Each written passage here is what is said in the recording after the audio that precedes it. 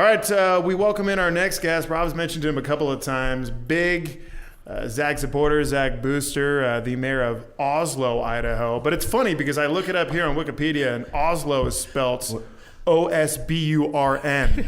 Wait, what do you? Correct. So was Rob just mispronouncing Osborne? He may have mispronounced that. You're right by a lake. Yeah, beautiful lake. Beautiful lake. It's Mayor McGillivray. Yep. Oh. Yep. Mayor Kip here.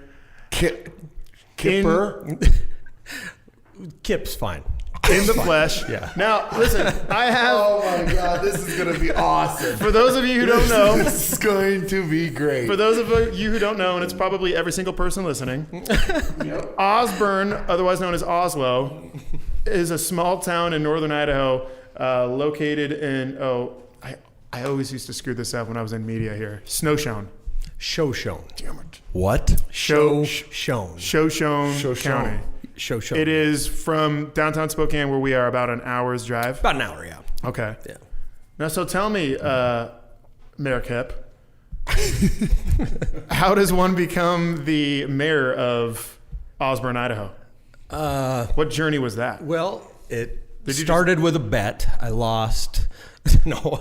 I was like, this is going to be so good. It's going to be. No, I grew up there, and things just kind of ran the same for years. I was on the city council for a couple years, and kind of the good old boy system was sticking around, and if you want to make a change. So I threw my hat in the ring and beat the guy that had been mayor for 19 years. Woo! Took over. That's why I had to bring him in. Yeah. This guy's a tough son of a gun. And you've been mayor for how long? 8 years. 8 years. Was So just reelected again for another 4-year term. when you took over as mayor, the population was 1,555 people. Correct. I bet there's probably a little bit of turmoil between your half and the other guy, the incumbent that you beat out after 2 decades. They're cousins, probably. Yeah.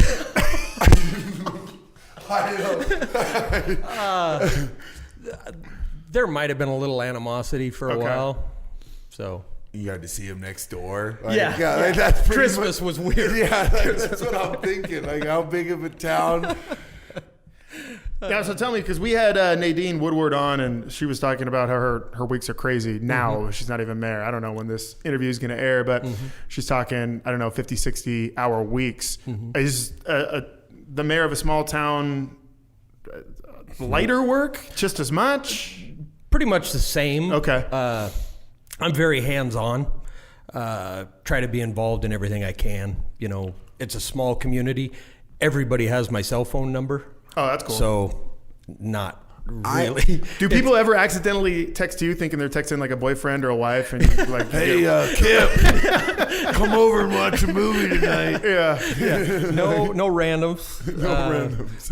My wife has grown accustomed to people showing up at the front door. What? Banging on the door to, complain. Hey, Like you're a superintendent? Yes, yeah. There's something wrong with the sewer. Yeah. they'll come up and be like, Right on the door. Hey, Yeah. Kip, come get some. Yeah, I'm exactly. sure you've had some. 100%, no joke. 100%. Really? Oh, yeah. What is the craziest story out of Osburn? Very good. Craziest Yeah, story? what's something like you were like, as a mayor, you were 8 years now, where you were just like, how did this happen? We had a murder in the city. One murder out of 8 years, that's not too bad. That wasn't too bad. Was it like a open and shut case? Is it still closed? Is it still a cold case, as they say? No, it got taken care of. I don't know how much I can talk about it, actually. Okay. Okay, Good. that's fair. That's Osborne's fair. finest did their job, though. But yes, right. Yeah. the Osburn PD did their job, and And I'm trying to get this guy, call him, I don't know, the San Francisco, I don't know what to call our you. streets are not like San Francisco streets. Oh, you listened. I have. To Pooptown, USA. If I They are needed to not. convince a guy like him to come up here and we go to Osburn, what are we killing? Oh, anything's on the list. Wait a minute. What- Are we talking people? No. We're talking. Oh, one murder. We're going to Osburn, and every time he talks to me about all the things they kill out there. Like outside of coyotes? Oh, Or do yeah. coyotes exist up there? What do you got? Oh, yeah. Okay. Anything you want. We've got a full gamut. What is your elk? Elk, deer, bear. Guys run lions all the time. Run bears with their dogs. See, again, hand up. I'm a San Francisco guy. I don't know what the term "run lions" means. Like, So a sprint, like a race. They set their dogs loose. Okay. And they tree a lion, and then Tree a lion? Yep. Yeah. Is this Osborne like Nigeria? we're talking mountain lions. Right. Mountain Oh, lions. okay, Cougars. okay. Cougars. They're not the bobcats. cougars you look for. Yeah. Jack. Hey, Not the ones you. I got my own dog. Jack Yeah. looks at some cougars. These aren't the ones you're going Yeah. after. Yeah. Trust me on that. I've got a These funny won't story about come- treeing a cougar later. They won't come to margaritas or martinis. You gotta put the work in. So. No, what was that story about the two moose you were telling me? Oh yeah, moose. It's a draw in Idaho. So I put my wife and my middle son in for what's called a buddy tag. And I know guys that have tried to draw moose tags for 30, 40 years. And never get 'em? Never get them. Oh, really? I put my wife and my son together. They both draw and shoot moose back to back. One September 16th, one September 17th. Which is unheard of. Yeah. 2 nights in a row. Yeah. We had 1,200 pounds of hanging meat to... That's like Oregon Trail when it's like game here is scarce because you killed 10,000 pounds, you can only carry back 50 to your wagon. Exactly. You know what I mean? What? You know what I'm talking about? You ever play No, Oregon go Trail? ahead. No. You've never played Oregon Trail? What the hell is Oregon Trail? Vinny, you played Oregon Trail. You know what I'm talking about? Oregon. You guys know what I'm talking about? Yeah. No, This- I don't know what you're talking about. Dude, Explain. it's a video game when you go from, I don't know, Kansas City to Oregon and you got to pick who you are. But the thing is, so if you pick that you're a carpenter, then you could fix your wagon wheel when it breaks. But Like your blacksmith. wife's going to die of dysentery. You know what I mean? Because you're a carpenter, you don't know. Wait, It's very so complicated. Hold on. We're gonna. I can't believe you've never played Oregon Trail. You know this? Oh, you don't? You do know that Rob doesn't know what Venmo is? He I Are you with Rob? What on that? is? No, I was 100% with you on that. Thank you. I'm a cash guy. I am. No, this guy has big Straight cash. up. And he's a cash guy. I am a cash Yeah. guy. You guys don't know what Venmo is? Okay. No way. No. No. Wouldn't The- trust it.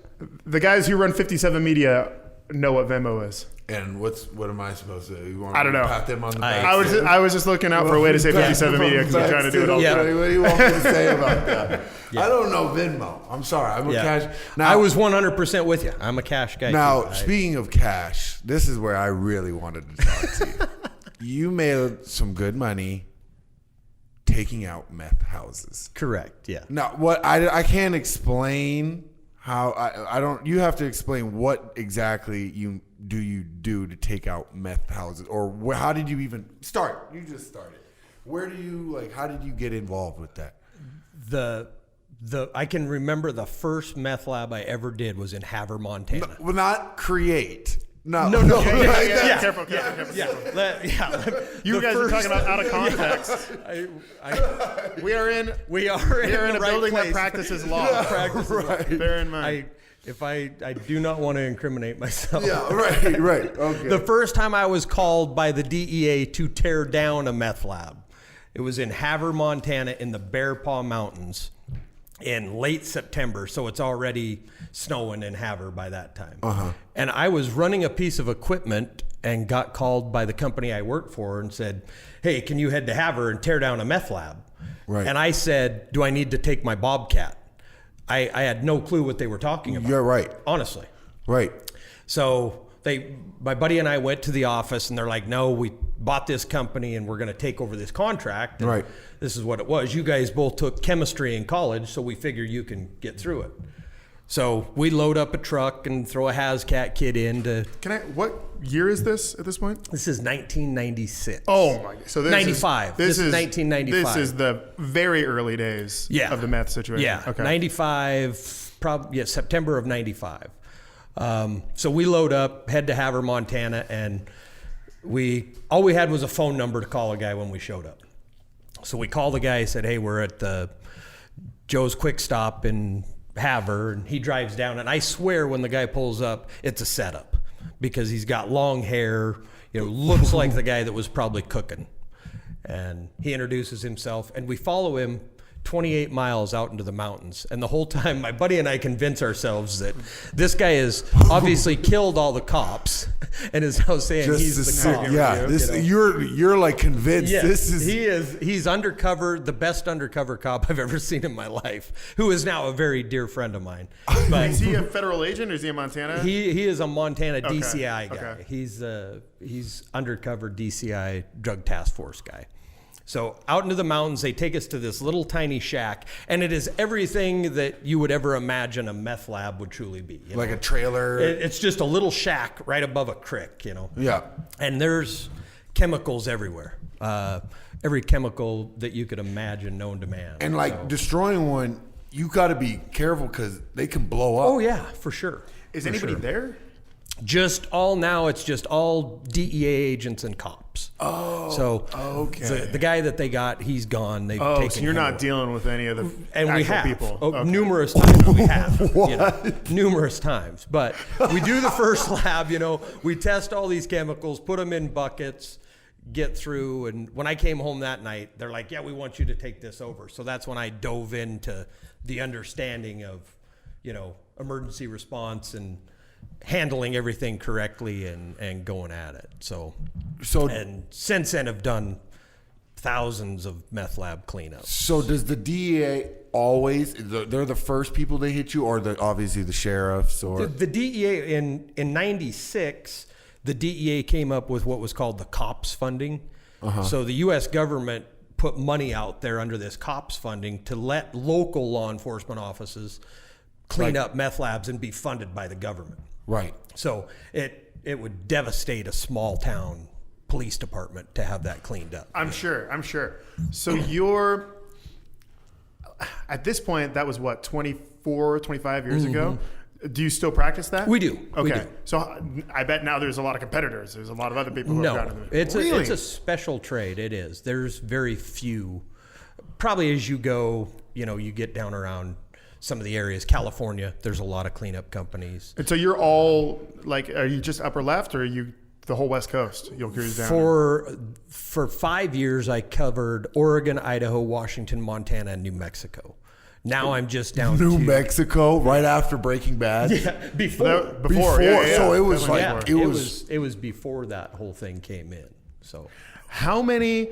I don't care how big or small. How many meth labs do you think you've busted up? Then that is the first time that question's ever come out of my personally, mouth. I mean, I know as a company over all the years of doing it in all the different locations, it's about 18,000 labs. Holy shit. Over all the years. Myself personally, it's well into the thousands of labs we've done. We did 1,500 one year in Oregon alone. So and Oregon alone, just the state. So even Portland and all that. Yeah. You go down the I-5 corridor, it was really hot and heavy. Klamath Falls, Medford, Grants Pass, all those So areas. Rob brings up Breaking Bad. What's your view of that show? My son actually told me if I kept talking, he was going to quit watching it with me. Oh, really? Oh, because you were like unrealistic. They wouldn't do that, that sort of thing. Okay. So, yeah. Oh, wait. You'd be Yeah. like, no, that's not right. They're not going to. A chemist wouldn't steal methylamine. That kind of stuff.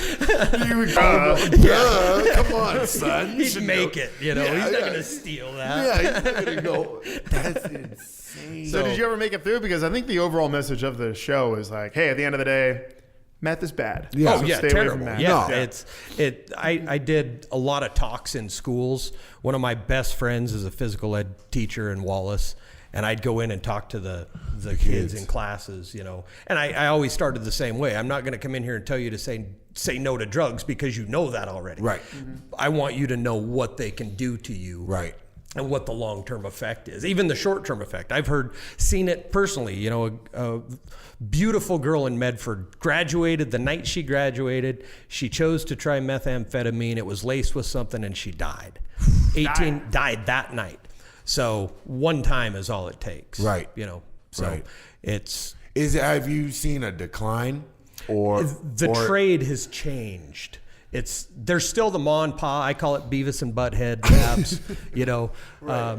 But the trend has changed a lot where it's coming across borders now. You know? Oh, really? Yeah. So it's not being manufactured here, it's just being shipped over. It's a big business for a lot of cartels. So it's a big business. I wonder because over the last 7-8 years we've seen the opioid crisis shoot up, which is obviously Complete opposite. the opposite spectrum. effect. Yeah. But is that counteracting? I never thought I would ever see heroin the drug of choice. Yeah. Never. Is it big in your area of northern Idaho? Oh yeah, for sure. Pills are tough. Heroin has definitely made a big change. Is Osborne have an impact on that?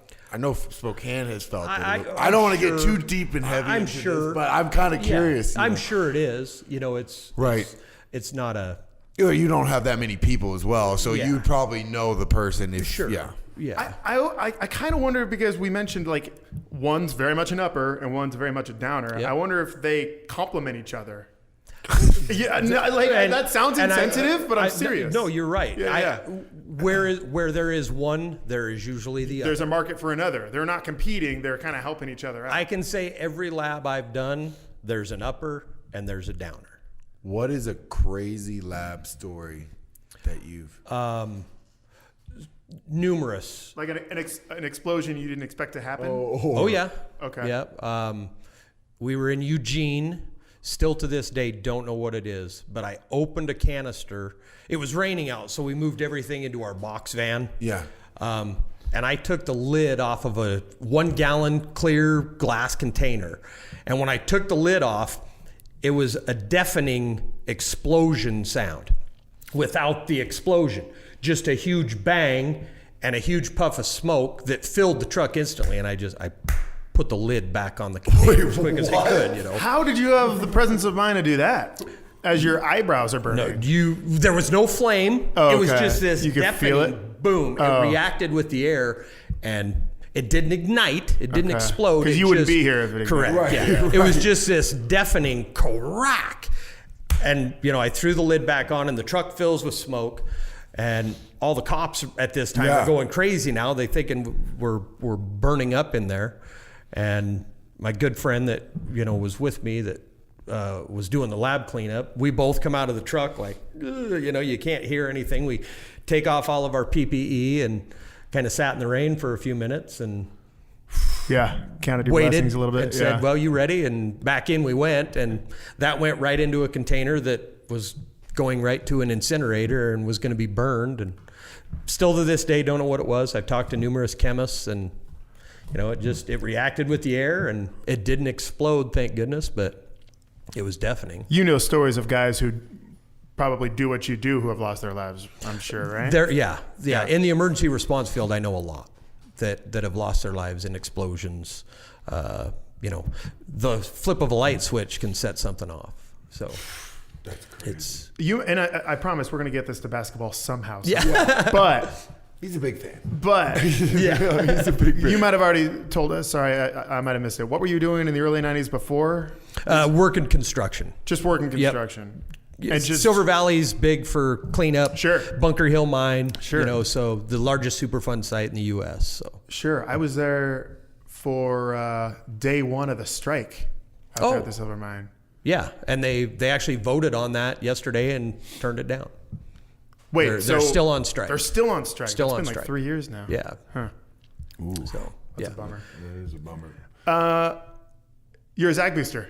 yeah. No, well, Go ahead. Well, I was gonna say how I got to meet Foxy Coxy.